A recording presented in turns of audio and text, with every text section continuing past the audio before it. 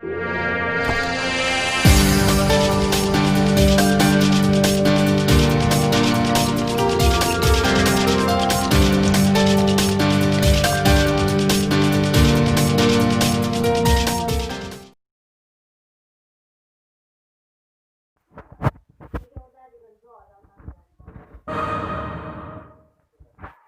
जिस स्टॉक पर आज मेरी नजर है वो है पावर मेक प्रोजेक्ट्स। यहां पर आपको खरीदारी की राय दी जा रही है 600 रुपए के टारगेट के साथ। और देखिए इंफ्रास्ट्रक्चर का बोलबाला है इस समय, और इंफ्रास्ट्रक्चर सेक्टर से हम एक के बाद एक आपको कई सारे स्टॉक्स बता चुके हैं। ये जो कंपनी है ये पावर इंफ्रा में खास तौर पे काम करती है। डायरेक्टर साहब अगर आपके पास ग्राफिक्स हो तो लेकर आइए। जी हाँ, और कृपया हॉटबोर्ड भी दिखाइएगा ताकि समझ में आए कि इस वक्त क्या लेवल चल रहा है और किस तरह का मूव देखने को मिल रहा है। ये वो स्टॉक जहां पर आपको खरीदारी की राय दी जा रही है 600 रुपए के इमीडिएट टारगेट में आपको बता रहा हूं। देखिए यहाँ पर अगर आप देखें तो ये ईपीसी सेगमेंट की एक लीडिंग कंपनी है, और यहाँ पर जो करीब 52 वीक हाई है वो 800 रुपए के है। तो आप ये समझिए कि मैं एक इंटरमीडिएट टारगेट आपको बता रहा हूं, उसके बाद आपको 800 रुपए के अगले टारगेट के लिए एक अपग्रेड देखने को मिलेगा। और 2019 का इसका हाई था करीब 1175 रुपए, तो वहां तक के लेवल को आपको ध्यान में रखते हुए खरीदारी करनी है।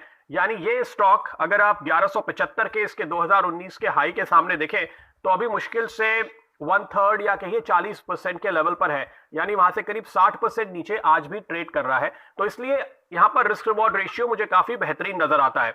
इसका पी इस वक्त करीब 5 का है, और करीब 89-90 रुपए के आसपास के इसने जो ईपीएस किए हैं उसके सामने अगर आप देखें तो जाहिर तौर पे इस समय काफी अट्रैक्टिव आपको नजर आएगा। अच्छा, बुक वैल्यू में आपको बताऊं ये 646 रुपए है, तो बुक वैल्यू भी दरअसल अभी आज से काफी ऊपर है। तो इस लिहाज से अगर आप देखते हैं तो ये स्टॉक बुक वैल्यू, पीई हर एक पैमाने पे आपको काफी सस्ता दिखाई देगा। और पिछले हाइस के मुकाबले अगर आप देख रहे हैं तो वहां पर तो काफी मौका है ही। लेकिन खरीदारी की वजह क्या है? खरीदारी की पहली वजह देखिए, इलेक्ट्रिसिटी सप्लाई के जो आंकड़े आ रहे हैं उससे ये पता चल रहा है कि इलेक्ट्रिसिटी सप्लाई करीब करीब नॉर्मल हो चुकी है। यानी अगर आप आंकड़े देखें तो जुलाई में करीब 2% ही पावर जनरेशन पिछले साल के मुकाबले कम था, जबकि जून में पिछले साल के मुकाबले 10% कम था। तो जाहिर है कि कामकाज धीरे धीरे ट्रैक पे लौट रहा है, दुकानें खुल गई हैं, फैक्ट्रियों में कैपेसिटी पे काम हो रहा है, मॉल्स खुल चुके हैं और इस होटल खुल चुके हैं। तो इसकी वजह से बिजली की सप्लाई अपने ट्रैक पर आ गई है, इसलिए इस सेक्टर में आप बॉटमिंग आउट होते हुए देख रहे हैं।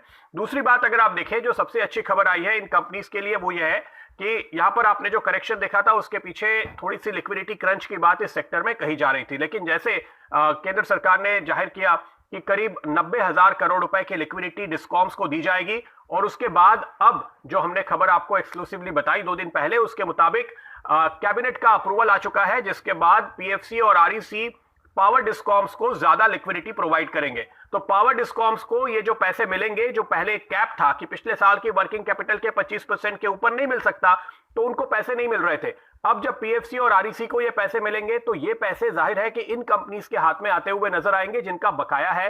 जो जनरेशन कंपनीज का बकाया है उनके हाथ में आते हुए नजर आएंगे। ये कंपनी एनटीपीसी के लिए काम करती है, ये भेल के लिए काम करती है, दूसरे तमाम जनरेशन कंपनीज और डिस्ट्रीब्यूशन कंपनीज के लिए काम करती है। तो उन सबको ये पैसे मिलने शुरू होंगे, तो लिक्विडिटी के लिहाज से ये बड़ा पॉजिटिव है।